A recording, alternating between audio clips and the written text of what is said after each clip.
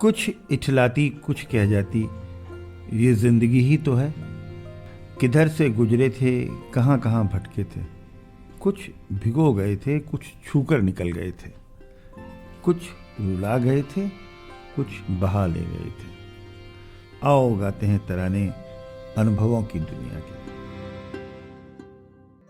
नमस्कार दोस्तों, आप सबका स्वागत है national institute of social defence और ministry of social justice and empowerment, government of India, media for community foundation Nai Delhi और पीपल्स इनिशिएटिव लखनऊ के संयुक्त तत्वाधान में वरिष्ठ नागरिकों द्वारा प्रस्तुत इस खास कार्यक्रम श्रृंखला अनुभव लखनऊ में, जिस प्रोजेक्ट को कंसीव और डिजाइन किया है डॉक्टर आर श्रीधर, श्री आलोक वर्मा जी और श्री अरविंद नारायण मिश्रा जी ने। रेडियो कोऑर्डिनेटर हैं अरविंद नारायण मिश्रा जी और प्रोडक्शन कोऑर्डिनेटर हैं कुश त्रिपाठी। दोस्तों, कार्यक्रम में प्रवेश करने से पहले मैं एक बार आपको एक टोल फ्री नंबर बताना चाहूंगी जो हमारे सीनियर सिटीजन्स की मदद और सपोर्ट करने के लिए है। आप इस नंबर का इस्तेमाल सुबह 8 बजे से रात 8 बजे के बीच में कर सकते हैं। यदि आपको किसी प्रकार की मदद और सपोर्ट की जरूरत है तो आप इस टोल फ्री नंबर 14567 पर कॉल कर सकते हैं। एक बार फिर से नंबर रिपीट कर देती हूँ, आप चाहें तो इसे नोट भी कर सकते हैं। 14567।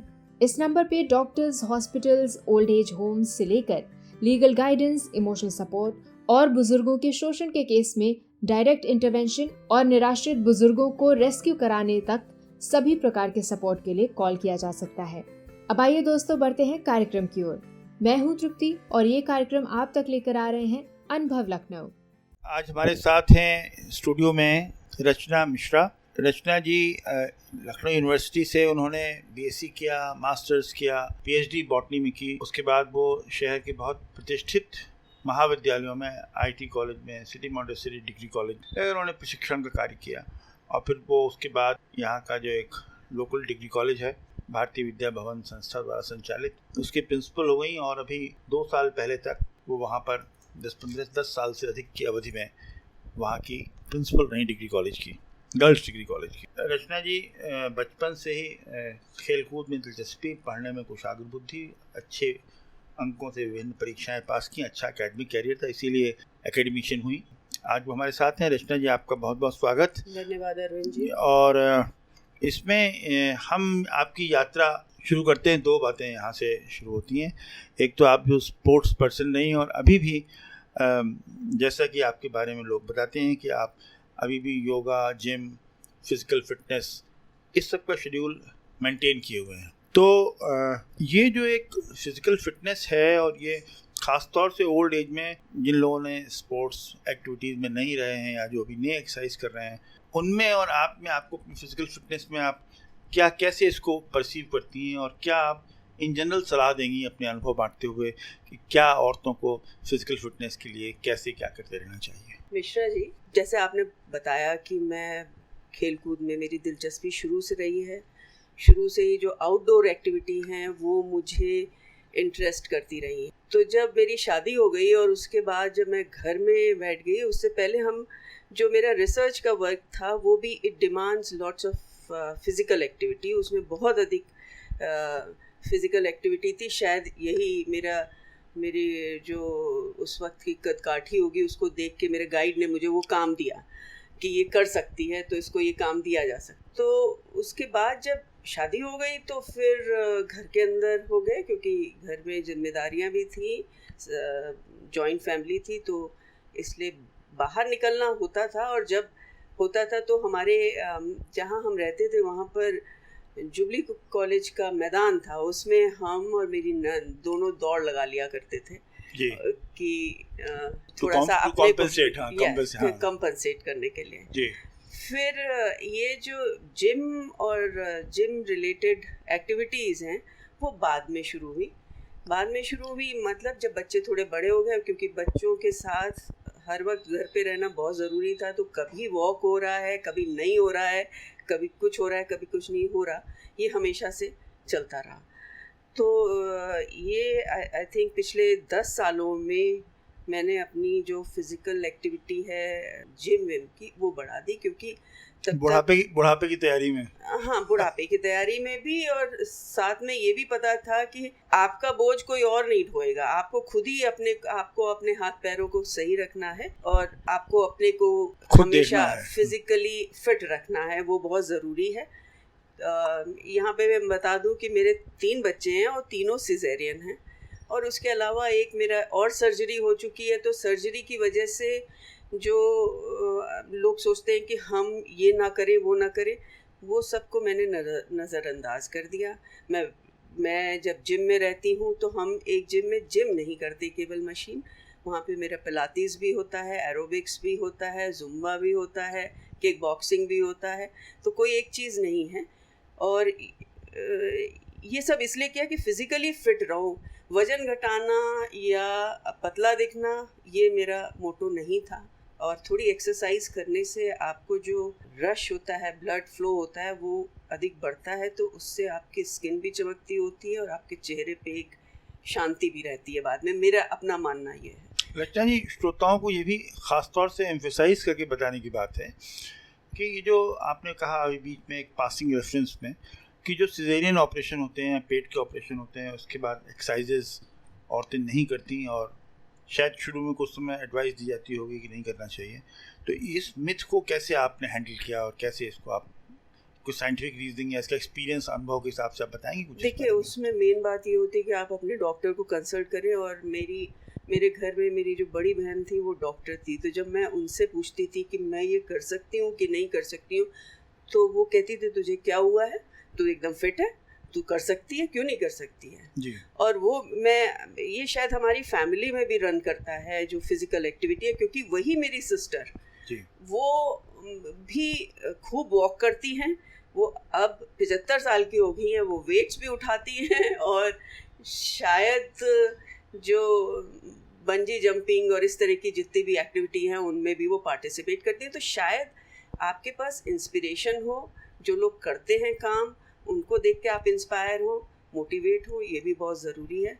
और मैं जो लोग इस वक्त इसको सुन रहे हैं, मैं उनको बताना चाहती हूँ कि जब आप एक्सरसाइज करते हैं तो स्पेशली जब आप योगा की स्ट्रेचिंग करते हैं तो आपके जो जोड़ होते हैं वो बहुत अच्छे ढंग से खुल जाते हैं। अगर आप, अब मेरे साथ ये हो गया कि अगर मैं एक दिन स्ट्रेचिंग ना करूं तो मुझे लगता है कि मैं क्या बीमार हूं सुबह के समय, पर जब हम एक्सरसाइज कर लेते हैं आई फील कि मैं एनर्जाइज हो गई हूँ थोड़ी सी।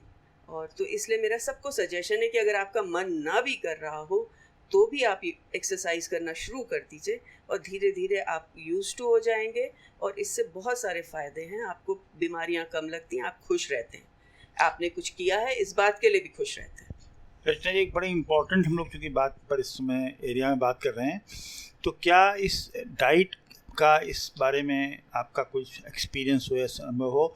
क्योंकि एक्सरसाइज के साथ साथ डाइटरी कंट्रोल, जैसे जब आप ज़्यादा एक्सरसाइज करेंगे तो आपको प्रोटीन ज़्यादा खाना चाहिए, जैसे लोग कहते हैं, कार्बोहाइड्रेट कम खाना चाहिए, क्या करना चाहिए, कौन सी दवाएं खानी चाहिए, कैल्शियम वगैरह, क्या इस बारे में आपका क्या अनुभव ठीक है? मेरा अपना मानना ये है कि आप जो भी खाते हैं वो अच्छा और बढ़िया खाइए, तो आपको प्रॉब्लम कम होगी। बढ़िया खाने से मतलब ये है कि एक तो घर का बना हो, बहुत मसाले वाला ना हो, और वो खाइए जो आपको अच्छा लगता हो जी। कम खाइए, कम खाना बहुत ज़रूरी है। आप अधिक खाते हैं तो उसको डाइजेस्ट करने में बॉडी को भी परेशानी होती है, और अगर आप कोई काम नहीं कर रहे हैं तो वो फैट की तरह जमा भी हो जाता है। पर अगर आप काम करते रहते हैं, हम काम करते हैं मीन्स कि कोई फिजिकल एक्टिविटी कर रहे हैं, तो फिर आपको वो बर्न आउट होता रहता है। जितना आप खाते हैं और जितना सोचते हैं कि हम खाएं, उससे थोड़ा कम खाएं। कार्बोहाइड्रेट से चूँकि तुरंत ही फैट बनने की प्रोसेस शुरू हो सकती है, तो उसको ना खा के अगर आप प्रोटीन डाइट थोड़ा सा बढ़ा लें, पर उतना ही बढ़ाएं जितना ज़रूरी हो, क्योंकि प्रोटीन जो है किडनी को भी इफेक्ट करती है। ये भी शायद प्रोटीन में भी वेजिटेरियन फूड और नॉन वेजिटेरियन फूड में कुछ जी। तो जो आप जो भी खाएं वो वेजिटेरियन कोई भी फूड होता है वो डाइजेस्ट जल्दी हो जाता है, और जो एनिमल फूड है वो पेट में अधिक देर तक रहता है, और अगर आपका डाइजेशन पुअर हो तो ये वहाँ पे उसका सड़ना या डिकेइंग शुरू हो सकती है। दैट में इंक्रीज आपके जो बाउल से रिलेटेड प्रॉब्लम्स हैं उनको बढ़ा सकती है। तो बेटर ये होता है कि वेजिटेरियन खाने लगे। मैं बेसिकली नॉन वेजिटेरियन हूँ, पर अब मैं काफ़ी हद तक स्विच कर चुकी हूँ वेजिटेरियन में, केवल इसलिए कि जैसे जैसे उम्र बढ़ती जाती है थोड़ा सा मेटाबॉलिज्म स्लगिश होता जाता है, और उस वक्त अगर आप बहुत सारा प्रोटीन, एनिमल प्रोटीन खा लेते हैं तो उसकी प्रॉब्लम होती ही होती। दोस्तों, आपको बता दें कि हम लोगों ने आज एक बड़ी इंटरेस्टिंग बातचीत ये एक्सरसाइजिंग इन ओल्ड एज और उसकी डाइट से रिलेटेड जो मुद्दे हैं उन पर चर्चा की। रचना जी, आपका काफ़ी ज़िंदगी का एक बड़ा लंबा समय as a student, as a teacher, as an academician degree college और यूनिवर्सिटी के प्रेमिसेस में गुजरा है। आप पिछले जो 40 साल का या 42 साल का 45 साल का सफ़र है, इस सफ़र में जो आपका लगातार इंटरेक्शन स्टूडेंट्स हुआ है, generation of students must have passed through you, taught by you, mentored by you, आपको क्या लगता है इसमें क्या चीज़ें, कैसे कैसे हालात बदले, क्या बदले हैं? How are the campuses today, how are the student today than they were 40 years back? पहले तो मैं अपना ये एक्सपीरियंस शेयर करना चाहूँगी कि जिन बच्चों के साथ हमारा इंटरेक्शन होता है वो बच्चे हम लोगों को बहुत कुछ सिखा देते हैं। अच्छा, बच्चों से यस, बच्चों से बहुत अधिक सीखते हैं। दूसरी बात ये, चूँकि देखिए हम लोगों की जनरेशन वो जनरेशन है जिसने टेलीफोन, जो लैंडलाइन होता था, वहाँ से मोबाइल फ़ोन, और मोबाइल फ़ोन में भी डिफरेंट मॉडिफिकेशंस, वेरिएशंस देख लिए। तो वो बच्चे अगर मोबाइल भी यूज़ करें, फॉर एन एग्जांपल, कि अगर बच्चे मोबाइल भी यूज़ कर रहे हैं और हम उतने टेक्नो सेवी नहीं हैं, तो वो हमको वो भी सिखा देते हैं, पहली बात। दूसरी बात क्या है कि ये जो यंग माइंड्स होते हैं, अगर आप उनके साथ रहते हैं तो आप यंग रहते हैं हमेशा।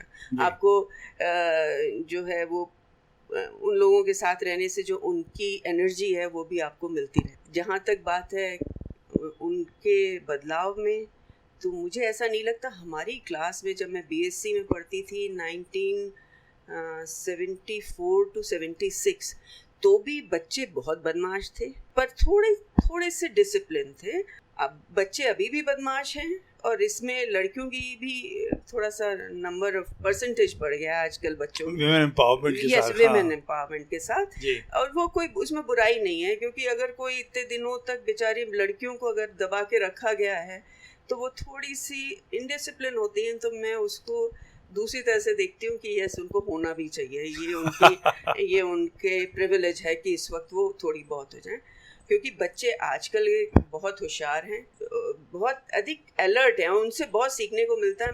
मैं पहले, मेरे को कोई एक अगर वर्ड नहीं आता था तो I have to go through the dictionary, और उसको ढूंढना पड़ता था, और ये डिक्शनरी में देखेंगे तब। अब क्या है, ये बच्चों से सीखा है मैंने।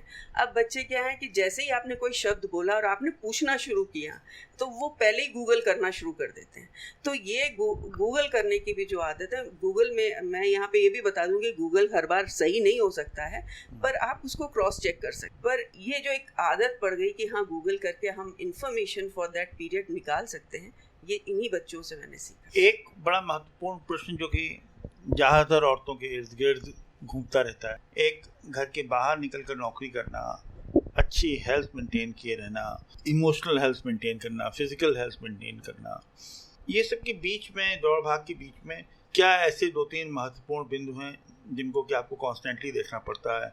बच्चे हैं, बच्चे बड़े हो रहे हैं, शादियाँ होती हैं उनकी, तो एज ए हाउस वाइफ आपको लगता है कि ये जो रिस्पॉन्सिबिलिटी है घर के बाहर की, घर के अंदर की, नए आप आती हैं तो mother in law, father in law से एडजस्टमेंट लार्जर फैमिली में, इसके लिए आपको अपने व्यक्तिगत अनुभव के आधार पर आप किसी कुछ सलाह परामर्श देना चाहेंगी? देखिए, अगर आपको कोई भी काम करना है, अगर मैं इसको पीछे नहीं आगे से शुरू करती हूँ, जब मैं प्रिंसिपल के रूम में बैठी तो मुझे ये समझ में आया कि मैं प्रिंसिपल हूँ, और जितने भी यहाँ पे लोग हैं वो मेरी तरफ देखते हैं कि मैं फॉर एनी गाइडेंस देखते हैं। तो जब वो मुझको देखते हैं तो इसका मतलब है कि ये रिस्पॉन्सिबिलिटी मेरी है कि मैं इनकी सारे सोल्यूशन, मेरे पास इनकी हर प्रॉब्लम का सोल्यूशन हो, अगर नहीं हो तो उसको हम मिल के एफर्ट के साथ उसको सॉल्व कर सकें। यही बात जब मैं शादी होके आई तो मेरे सास ससुर थे थोड़े से, ऑब्वियस सी बात है कि वो हमारे जहाँ से मैं होके आई थी वहाँ से थोड़े से डिफरेंट थे, उनके साथ एडजस्ट करना। और इसमें मेरा जो बॉटनी का मेरा अपना स्टडीज़ है, क्योंकि बॉटनी में या कह लीजिए प्लांट एंड एनिमल किंगडम में एडजस्टमेंट बहुत अधिक है, इसीलिए इकोलॉजी जो है वो आपकी इकोसिस्टम पूरा तरह से हार्मनी में रहता है, जब सब लोग हार्मनी में रहें। तो ये बहुत ज़रूरी है कि आप जितने लोग आपके घर में रह रहे हैं, आप उनकी चॉइसेस देखिए, अपनी चॉइसेस उनको बता दीजिए कि क्या क्या हैं और इनमें से कौन कौन में कॉम्प्रोमाइज़ हो सकता है और किस में नहीं हो सकता। तो जब आप इस तरह से लेके चलते हैं तो ऑब्वियस सी बात है कि वहाँ पे हार्मनी बन जाती है और फिर सब लोग अच्छे ढंग से काम कर सकते हैं। तो ये मेरा सब्जेक्ट था, इसीलिए मुझे अपने सब्जेक्ट से बहुत प्यार है, क्योंकि वो बहुत ही अधिक आपको जीवन दर्शन में सहायता। आपका बहुत बहुत शुक्रिया रचना जी, आपने बहुत आज इम्पोर्टेंट बातें बताई हैं, 2-3 बातें ख़ास तौर से। और एक बात बिल्कुल सही है कि सामंजस्य रख के ही आप उसमें एक कदम आगे बढ़ सकते हैं।